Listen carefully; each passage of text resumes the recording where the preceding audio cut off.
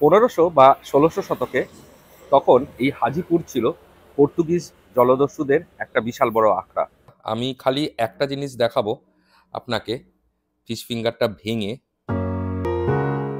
আর এই fish finger যদি খাওয়া যায়, দারুণ একটা লাক্সারি রুমে বসে বাইরে নদীতে ভেসে যাওয়া নৌকো আর জাহাজ দেখতে দেখতে কেমন হয়। আর তাই তো আজ এখানে ঘুরতে আসা। কোথায়? আসুন স্টার্ট করি।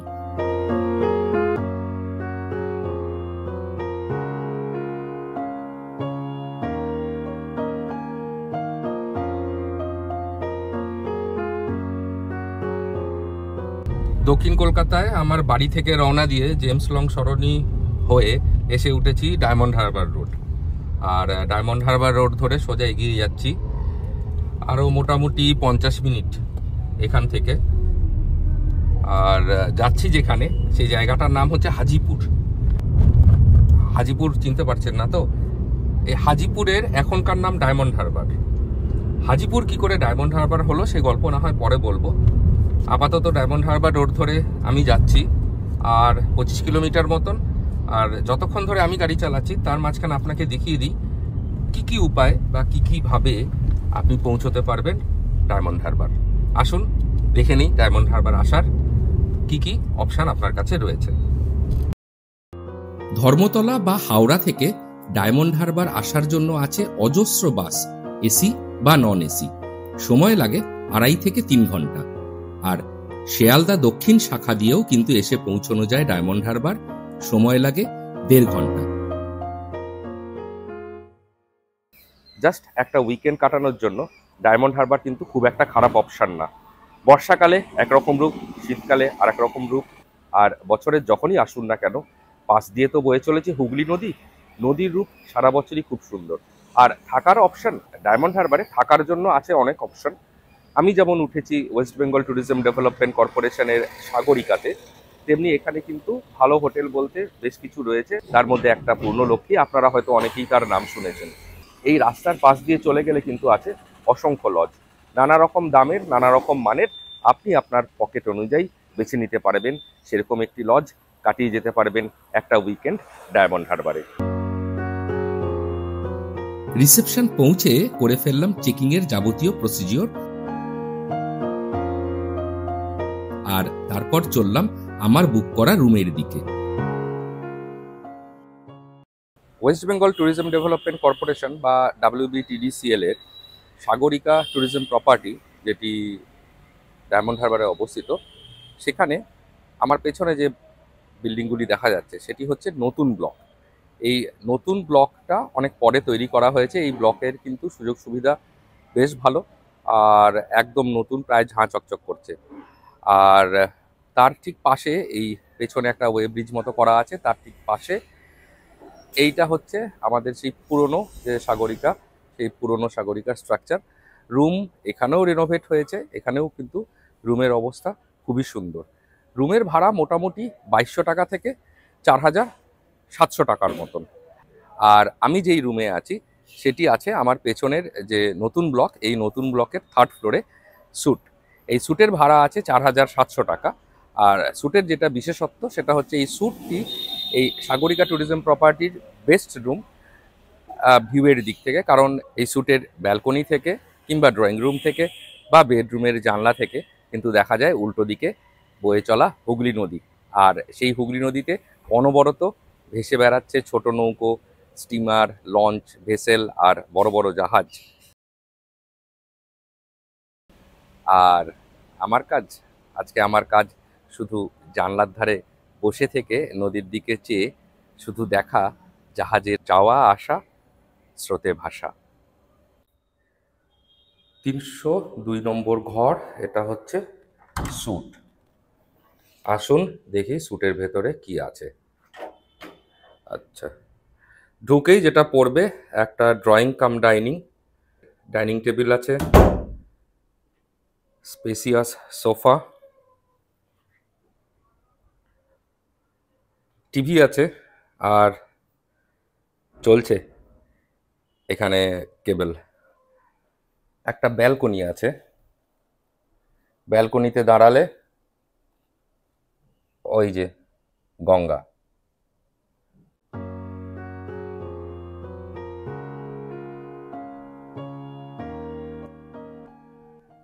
এবার আসুন দেখে নিই বেডরুমটা কেমন। বেশ বড় বেডরুম, এটা king size bed, side table, এখানেও সোফা রয়েছে। সোফায় বসে আপনি দেখতে পাবেন গঙ্গা আর গঙ্গা দিয়ে ভেসে চলা নৌকো, স্টিমার, জাহাজ। বেডের পায়ের কাছে আছে টিভি, লাগেজ রাখার একটা টেবিল, আর টয়লেটটা কেমন এবার দেখে নিন। আচ্ছা, এটা শাওয়ার এরিয়া, আর এছাড়া রয়েছে এখানে বেসিন, ওয়েস্টার্ন WC।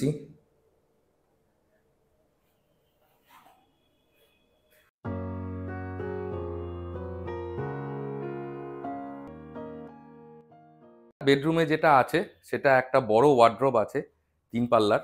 এই ওয়ার্ড্রোবের ভেতরে খুলে দেখলাম স্পেয়ার বালিশ, কমফোর্ট, এখানে রাখা আছে একটা কম্বল, আর প্রচুর জায়গা রয়েছে।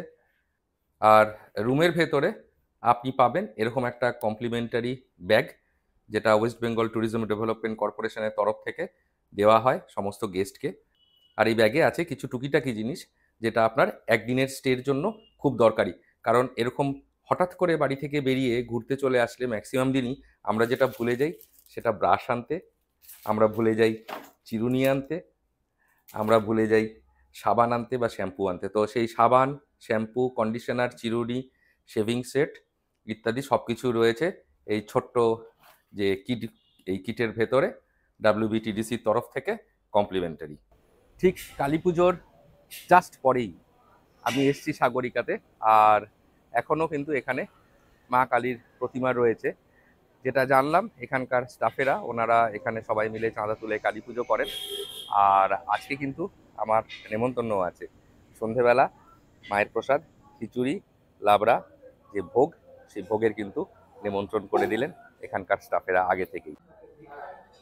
চলে এসছি আমরা লাঞ্চ করতে, যে এখানে যে ক্যাফেটেরিয়া আছে, বিশাল বড় ক্যাফেটেরিয়া। আর লাঞ্চে এখানে কিন্তু অপশান অনেক রকমের, আলাকার্তা তো প্রচুর মেনু আছে, ফিশের প্রচুর ভ্যারাইটি আছে, ভেজেরও ভালো ভ্যারাইটি, চাইনিজ আছে।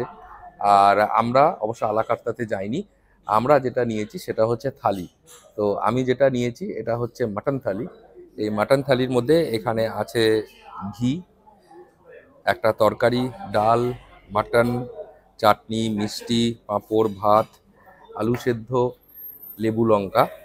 আর সেম কনফিগারেশন আমার ওয়াইফ নিয়েছে, সেখানে মাটনের জায়গায় আছে হচ্ছে ফিশ। আর ফিশ মানে কিন্তু এখানে কাতলা মাছ। তো এই হচ্ছে আজকে আমাদের দুপুরের মেনু। শুরু করছি খাওয়া। শুনে তো এসছি সাগরিকার কিচেন নাকি অসম্ভব ভালো, ভীষণ টেস্টি। খেয়ে ফিডব্যাক দিচ্ছি আপনাকে। লাঞ্চ সেরে একটু বিছানায় গড়িয়ে নিলাম। উঠে দেখি সূর্য ইতিমধ্যে ঢলে পড়েছে পশ্চিম আকাশে। সন্ধ্যের দিকে একটু হাঁটতে বের হয়েছি। সাগরিকা থেকে বের হয়ে বাঁ দিকে বা ডান দিকে দুদিকেই কিন্তু বসার প্রচুর জায়গা রয়েছে, অজস্র লোক বসে আছে। জায়গাটাকে দেখে মনে হচ্ছে যেন একটা মেলার পরিবেশ। আর ততোধিক দোকান, ফুচকা থেকে শুরু করে ভেলপুরি, ঝালমুড়ি, আইসক্রিম, কাবাব, কি নেই। পরিবারের দাবি মেনে সবাইকে একটা করে আইসক্রিম, আমিও নিয়েছি একটা আইসক্রিম। আর একটু কম্পারেটিভলি ফাঁকা জায়গায় দাঁড়িয়েছি, সামনে দিয়ে তো নদী বয়ে যাচ্ছে আর খুব সুন্দর হাওয়া। আর নদীর বুকে চলমান বিন্দুর মতন রয়েছে হচ্ছে বিভিন্ন লঞ্চ, মন্দ লাগছে না।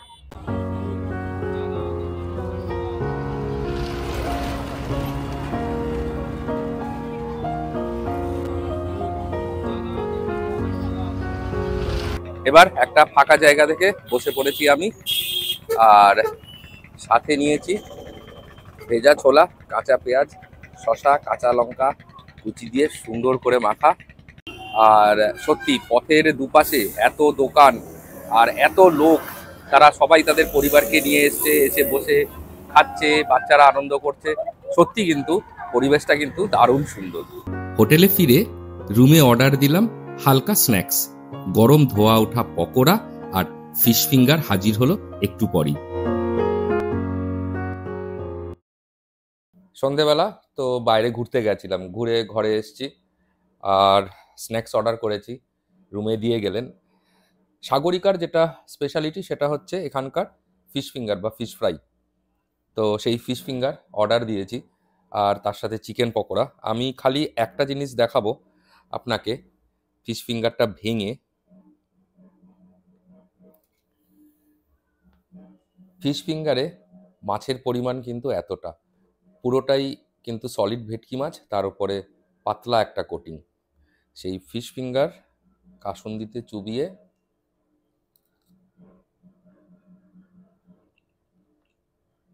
অসাধারণ।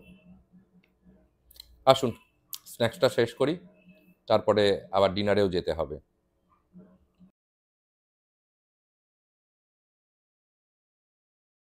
আর যেমন বলছিলাম বেশ খানিকক্ষণ আগে, যে এখানে তো একটা কালী পুজো হচ্ছে, স্টাফেরা সবাই মিলে করছেন। তো ওনারাই বললেন যে স্যার আজকে কি ডিনার করবেন না আজকে ঠাকুরের ভোগ প্রসাদ দেবেন। তো আমরা সবাই বললাম না, আজকে আমরা ভোগ প্রসাদ দেবো। এমনি তো স্ন্যাক্স খেয়েছি একটু আগে, তো ওনারা ভোগ প্রসাদ দিয়ে গেছেন। খিচুড়ি, বাঁধাকপির তরকারি, আলুর দম আর মিষ্টি আছে, আর তার সাথে টমেটোর চাটনি আছে।